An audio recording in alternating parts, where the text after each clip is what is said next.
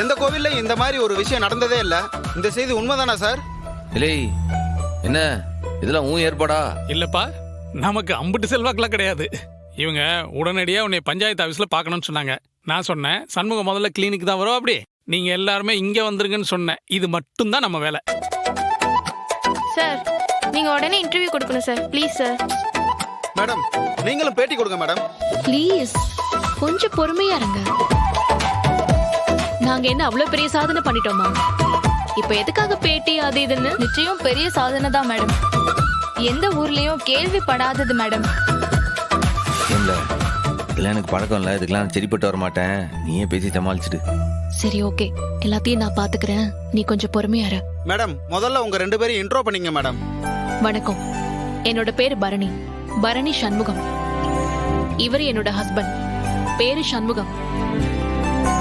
இவர் இப்போ பஞ்சாயத்து யூனியன் சேர்மேனா இருக்காரு. நானும் ஒரு டாக்டர் மட்டும் இல்ல, நம்ம செந்தூர் கோயிலோட தர்மகத்தாவா இருக்கேன். மிஸ்டர் பிரசிடென்ட், உங்க மனைவி ஒரு டாக்டர், அதனால கோயில் நகை அடகு வச்சு அவங்களுக்காக ஹாஸ்பிட்டல் கட்டி கொடுக்க போறீங்களா? ஆறு சொன்னது அதெல்லாம் அப்படிலாம் ஒண்ணும் கிடையாது.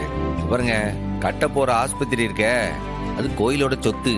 கோயிலு நம்ம ஊர் மக்களுக்காக ஏற்படுத்துற ஆஸ்பத்திரி. அது ஏதாச்சும் ஒரு ஆத்திர அவசரத்துக்குன்னா இங்க இருந்து ஏதாச்சும் ஒரு பெரிய டவுனுக்கு தானே கிளம்பி போக வேண்டியதா இருக்கு.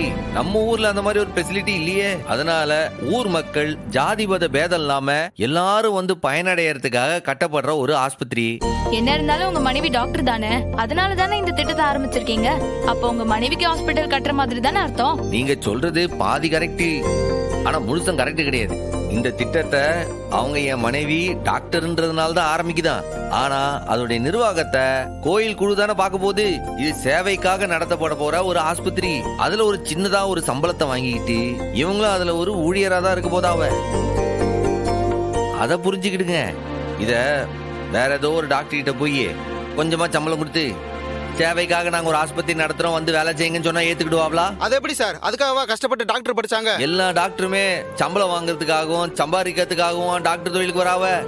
சில பேர் சேவை செய்யறதுக்கும் வருவாங்களா? அது மட்டும் இல்லாம இந்த ஆஸ்பத்திரியே சேவை நோக்கத்துக்காக தானே ஆரம்பிக்குதோமே. இவங்க டாக்டர்ன்ற காரணத்தினாலையும் என் மனைவின்ற காரணத்தினாலையும் தான் இவங்களை இந்த திட்டத்துல சேர்த்தோம். இவங்களுக்கு கம்மியான சம்பளத்துல டாக்டர் சேவை செய்யறதுல மனப்பூர்வ சம்மதம்ன்றதுனால தான் இந்த திட்டத்துல சேர்த்திருக்கேன்.